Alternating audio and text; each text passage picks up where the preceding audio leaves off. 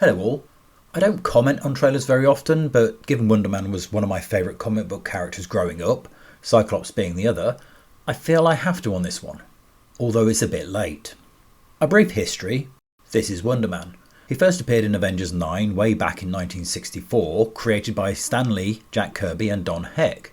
Simon Williams, aka Wonder Man, blames the failure of his company and ensuing incarceration on Tony Stark, and accepts an offer from Baron Zemo to infiltrate the Avengers and get his revenge by turning on them at a crucial moment.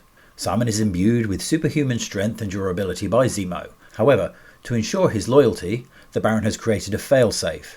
If Simon doesn't receive a periodical dose of a serum, he'll die. The Avengers are lured into a trap and captured. However, Wonder Man turns on Zemo, saves the Avengers and helps them defeat the Masters of Evil, but at the cost of his own life.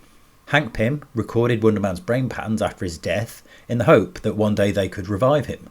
Brain patterns later used by Ultron in the creation of Vision. Sounds like a Wikipedia post? Well, possibly, but I actually own the comic. Simon isn't actually dead, but in a type of coma, and after several villains try to use his reanimated corpse against the Avengers, he finally regains consciousness, and it's revealed that he's no longer human, but a being of ionic energy. This and the ensuing run was what really made me engage with him. Wonder Man was a powerhouse, with fists that hit like Thor's hammer, and he was nigh on invulnerable, but his death left him with PTSD. Iron Man, Cap and the others charged into battle without a thought, but he was terrified.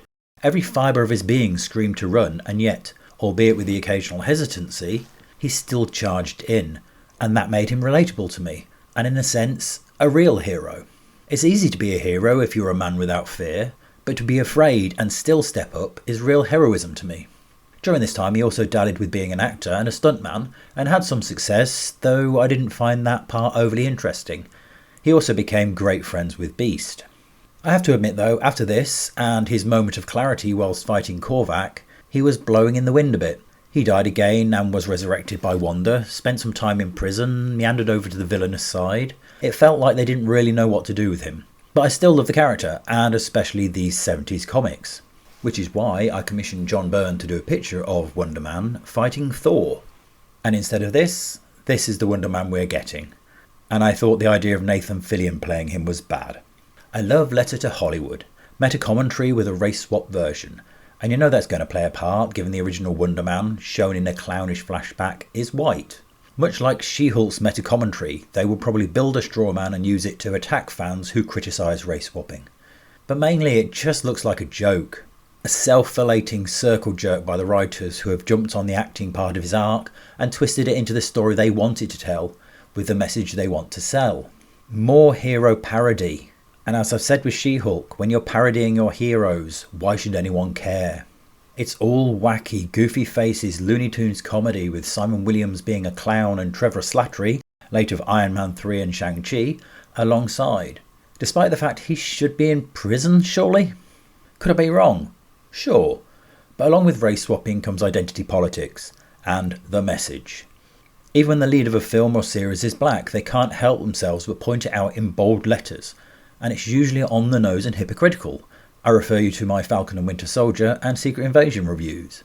Simon will have powers because there's a teaser where he smashes a table and has glowing eyes.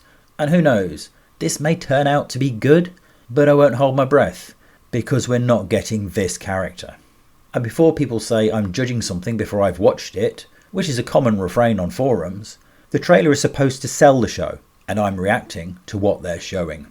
What do you think to the trailer? Do you think it looks like it might be goofy fun or another MCU abomination? Thanks for watching. Please like and subscribe if you enjoyed the video. Until next time, peace out.